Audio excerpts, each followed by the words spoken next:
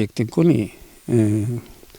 mootummaa federaalaa keessattuu immoo ministeera jal'isiitii fi gammoojjiitiin akkasumas qindoomina biiroo misooma jal'isiitii fi horsiisee bulaa Oromiyaatiin kan hojjetamaa jirudha jechuudha.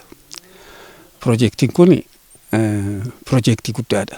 Qarshii gara miliyoona 19.3 biliyoona 19.3 kan qoratamee gara hojiitti galame. Hidha guddichi kun lafa hektaaraa 22,000 ol misoomsa.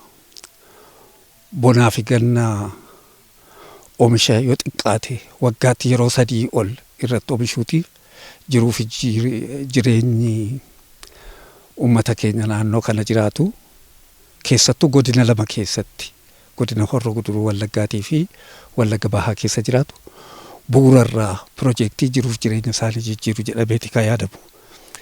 Abbaa warraa yoo xiqqaate gara 15,000 ol fayyadamaa ta'a.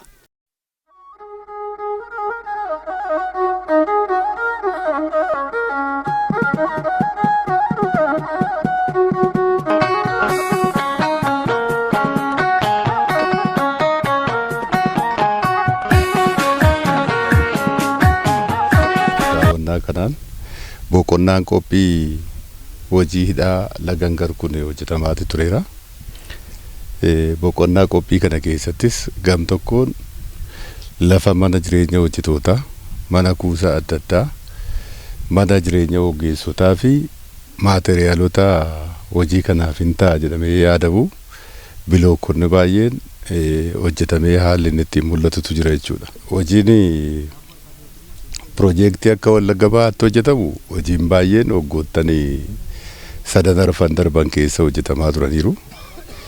Iddoowwan adda addaattis projektoota utuma rakkoon nageenya adda addaa jiru projektii kana jalqabnee eebbisuunis ciminaan itti fufee hojiirra oolaa haalli inni ittiin ture jira jechuudha.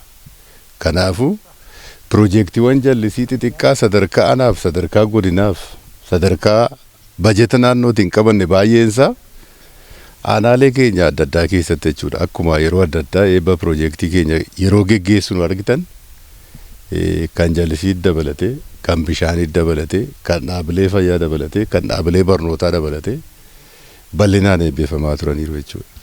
Bara kanas projektoonni kanaan dura rakkoo nageenyaatiin gargar citanii turanii yeroo ammaana hojii guddaatti deebi'anii hojjetamaati jiru. Kan jallisii laga Angar guddichi kunis jechuudha. Akka godina keenyaatti isa tokkodha.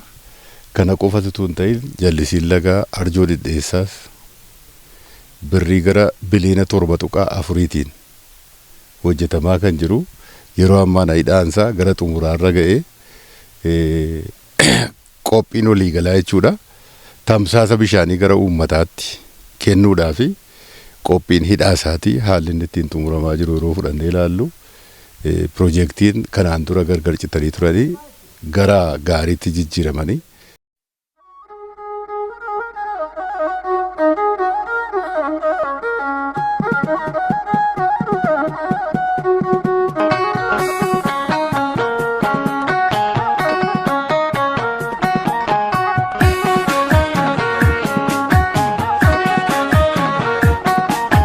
Projektiin kun jalqabaa akkuma beekamu bara 2013 kabajama pirezidaantii itiinidha kan jalqabsiifame.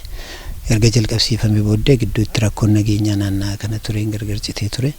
Amma projektii kana itti deebi'amee kan jalqabsiifame akka hojiitti galu kan godhame yeroo darbee kabajamoo Dr. Abrahaam dhufanii jechuudha.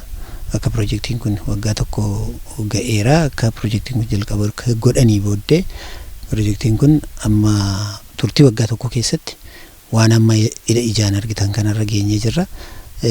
Waliigalteen amma kana itti kan hojjetamaa jiru kaampiiwwan argitan kana lamaanii fi daandiidha. Isa kana akka gaariitti deemameeti kan inni jiru. Wanta amma irratti waliigallee jirru kana fixuudhaaf baay'eedha kan deemamaa jiru. Amma inni kun almost dhumeera. Pirojektiin inni godatti sila argitan immoo mana sanadha kan qophaa'ee jiru lafatti instaaleeshinii isaa hojjetamaa jira. Manni sun immoo ji'a tokkoof walakkaa gidduutti hundi isaayyuu dhuma jedhamee ogeeyyii argitan sanaan hojjetama ariifachaati kan inni jiru. Daandiin istiraakcharoonni adda addaa wanta hojjetamtu jirtu irraa kan hafe yeroo gabaabaa keessatti waan amma boqonnaa qophii irratti waan jiru kana gabaabsinee hin xumurra kan jedhuun kan socho'aa kan jirru. Akkuma jedhamee iddoo tokko tokkotti rakkoo jiru immoo bulchiisi naannoo qaamni nageenya naannoo fala nuu kennaati kan inni jiru. Ammas isaan fala laatanii jennaan ariifachiisnee itti deemna yeroo kaawwame keessatti hin xumurra jenneeya.